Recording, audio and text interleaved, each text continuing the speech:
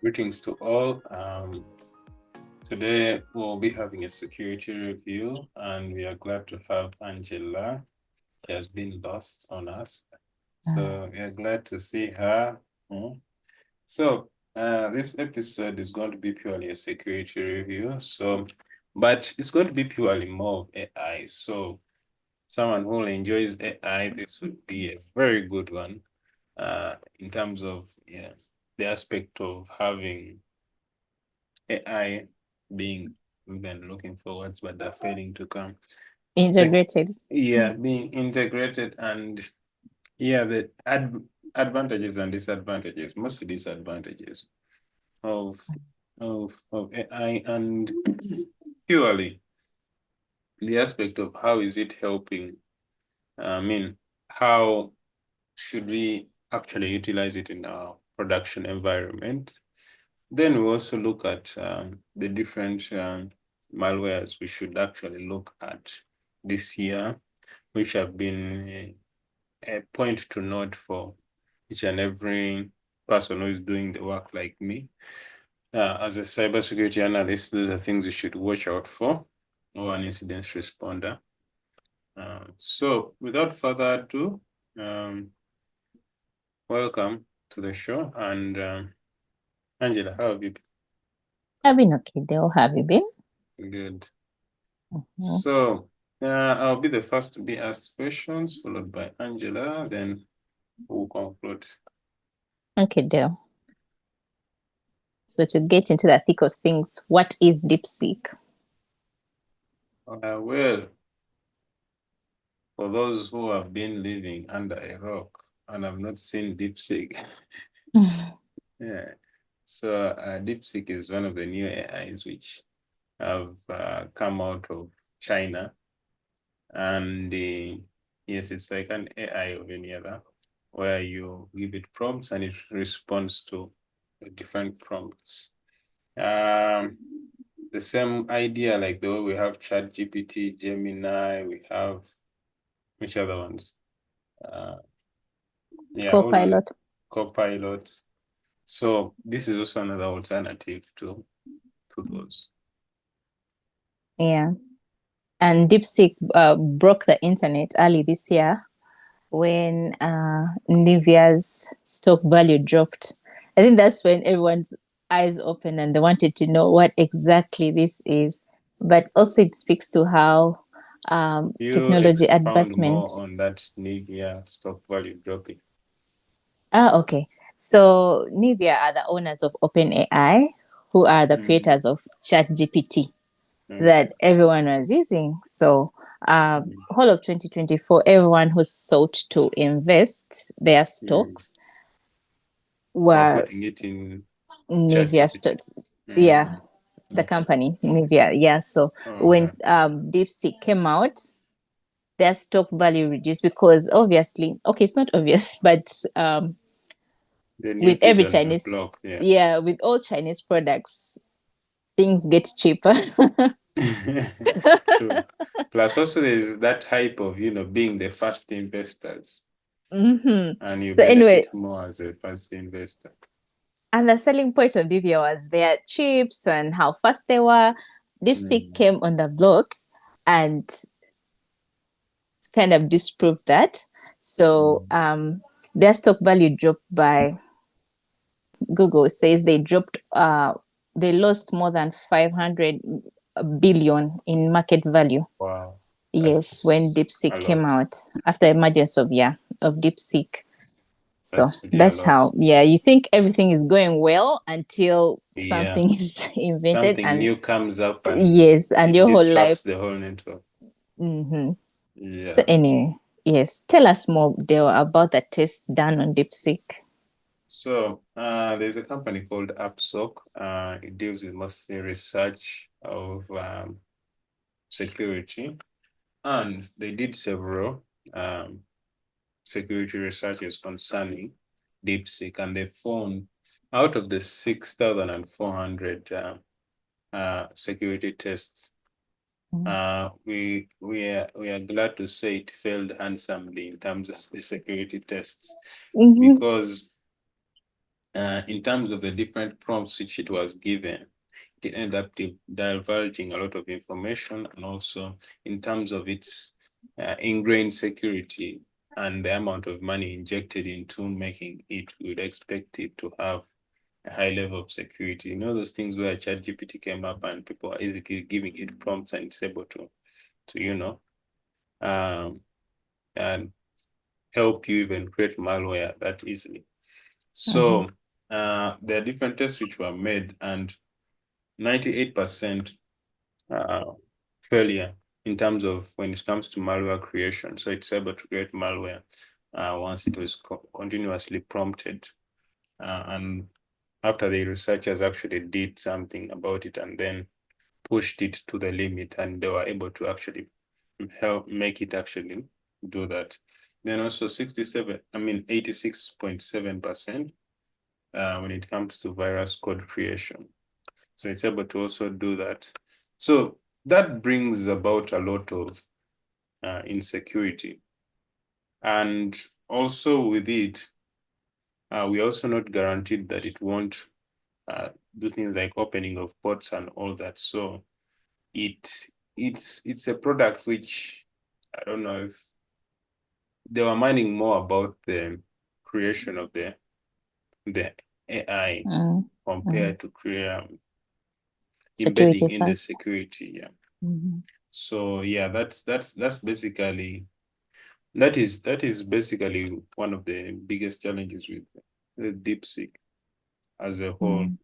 And many of the security researchers, I saw recently a YouTube video where they were showing how much information is being shared to a Chinese company. Yeah, so like there's a lot of information being divulged using DeepSeek. So it's definitely a place where you shouldn't. There is anti-AI.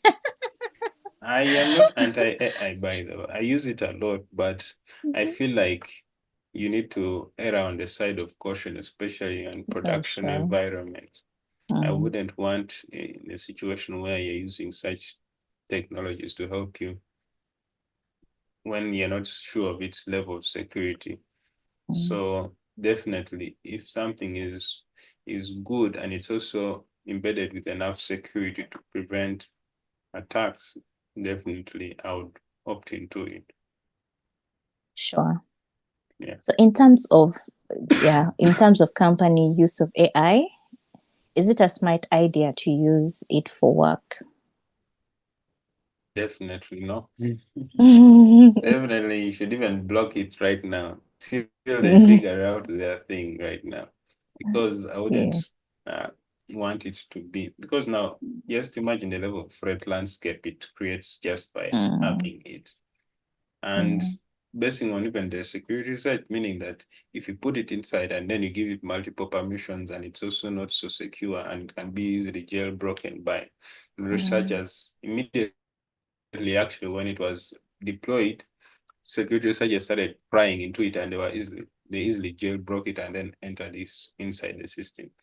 So why would I want such a thing in my network? It's like a ticking time bomb. So I don't think it would be a very wise idea to actually have it on the network. So yeah, I wouldn't recommend it right now. It's still in the infant stages, and a lot of money needs to be put into embedding more security into it. But yeah, let's wait and see. Sure. How many years is DeepSeek right now? I mean, how many months is it? Oh, yes. It just came out. So 2 months. Has it 2 months? So something which has been there for 2 months, definitely there's a lot of kinks here and there. And I think, yeah, as I said, security was not the first thing they thought about. And even when they're talking about the budget of 6 million for actually creating it, it's not sufficient for them to actually make something this. Yeah. So there's definitely a lot of room to doubt it right now. So yeah, I wouldn't recommend. It's a learning curve. Yeah, definitely a Yeah. learning curve. So on to you, Angela. First and foremost, what is Hugging Face? The way you looked at me, it's like you are worried about what I'm going to say. Yeah, always worried. So what is Hugging Face? Okay, so Hugging Face is an AI and open source company that specializes in natural language processing and machine learning. It provides a platform uh, for sharing, training, and deploying machine learning models, particularly in areas of transformers, computer vision, and audio processing. So its key features are Transformers library, which is open source for natural language processing tasks like text generation, translation, sentiment analysis, models like GPT, BART, and T5. You see how every service provider has their own GPT in chat boxes, really. Yeah. So they're easy to build because of such Platforms. platforms. Yes. So there's the model So it's hub. like a GitHub of It for is. guys who are doing AI. Okay. GitHub, yeah, for AI. So there's a model hub, which is a repository of thousands of pre-trained models for natural language processing, computer vision, and audio tasks. There's an inference API, which is a cloud service that allows users to run machine language models without setting up a complicated infrastructure, and auto train a no code machine language training tool. Okay. So we now ask the question of why and how are these Pickle Files being exploited, and what are actually Pickle Files? What are Pickle Files? So Pickle Files have an extension of PKL in Python. And they're Python specific files used for serializing and deserializing objects. I think the simplest way of defining serializing and deserializing, remember when we used to compress and decompress files? So I think that's when you serialize, you're compressing. Deserializing, you're building it back up. So, however, Pickle files pose serious security threats because they allow arbitrary code execution when loaded. So attackers can exploit this vulnerability by inserting malicious payloads codes so that they can be executed in a victim system. Basically, like they will have .mp3 for audio. Yes. So when you create your AI models, you save it as a Pickle .pkf. file. Yeah. Okay. Okay. So why now on to the second Why part and of how? why and how are they exploited? Exploited. So lack of security controls. The Pickle model does not enforce any restrictions on what can be deserialized, on what can be like what can be deserialized. Like I explained, is like when you load the codes, you load all of it. So there is no security check to see if there's any malicious code. And when people get these repositories, these codes from repositories, they don't check. Some of them get from untrusted sources, and attackers can take advantage of that. So, like also arbitrary code execution, Pico decentralization can invoke system calls allowing attackers to execute arbitrary Python code. Supply chain attacks, remember like the SolarWinds attack. So supply chain attacks are where attackers put malicious software in like system update, like software update files, and they'll affect like a large number of users. So these PKL files can be disguised as legitimate data sets that can be put in machine language models. Oh, are there ways of one checking it out? Are there indicators of compromise that this is actually a file which is malicious or not? Yeah, you can check it in a safe environment, like in a virtual machine before. Things like VirusTotal and the AnyRun, stuff like that. Yes. Okay. So you can also, okay. First of is avoid untrusted inputs. Never process user supplied data without validation. Use safe serialization formats like JSON and YML. Enable security features like sandboxing, memory protection, and then update softwares regularly. Yeah. Wow. Well, you have done that topic justice. I know you have a AI background. That is why I also added a lot of AI. Hopefully, I didn't catch you off guard.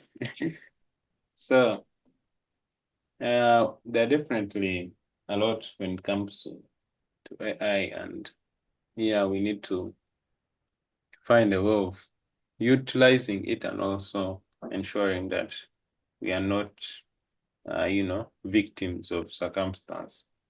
So this week we also looked at some malware threats. There was a publication of Hacker News on different malware threats which are disorganizing organizations, and we took a look at them, and we also said that we should actually include it in the show notes for people to actually look at. Angela, and then any which stood out for you?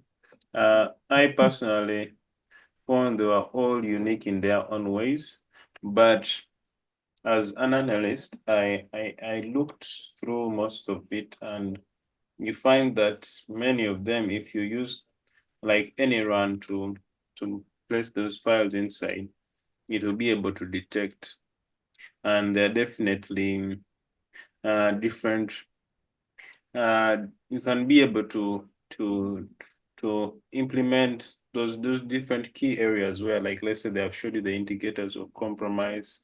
You add them into your system and ensure that you are less prone to such attacks. And definitely, if there are also potential IP addresses, the contacted DLLs, the imported DLLs, all those things, you're able to pick them out. So that was also unusual open ports. Yeah. So yeah, I don't know what stood out for you, and which one stood out for you?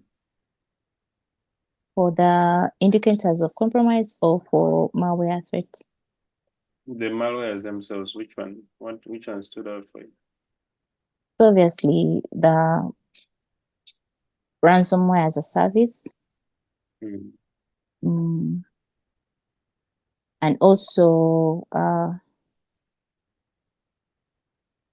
the AI-powered phishing that attackers use. Right now, the attacks are very well crafted and convincing that they can, they can also use voice and videos to mimic entities that can, making it harder to detect. Yeah, adversaries are actually pulling up their socks very quickly nowadays, to the point that it's very hard to easily catch up with them. An honorable mention is the lock bit. That one is a famous one, especially when it comes to ransomware as a attacks. service. Ransomware as a service. And the level of chaos it has caused for so many organizations. And definitely it's one to look out for. And they keep on updating their thing.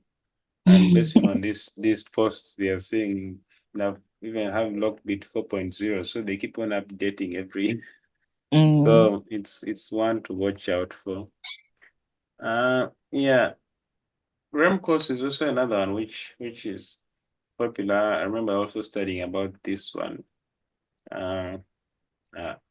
So it basically it's a remote access tool which is used to remotely access a machine and then use it for capturing screens, recording keystrokes and all that. So that's also another interesting one.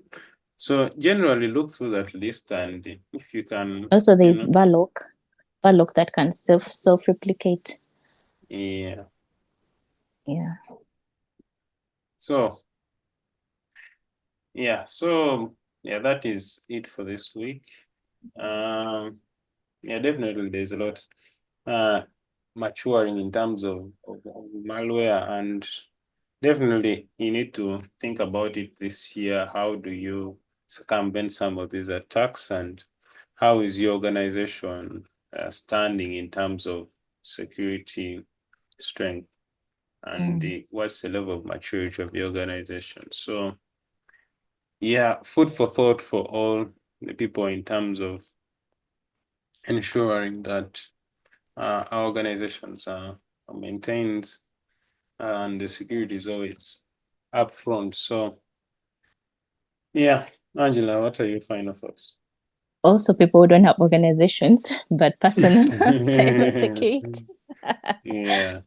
So anyway, just continue to train and educate yourself on the attacks that are out there. Phishing attacks can get anyone who is really on the internet.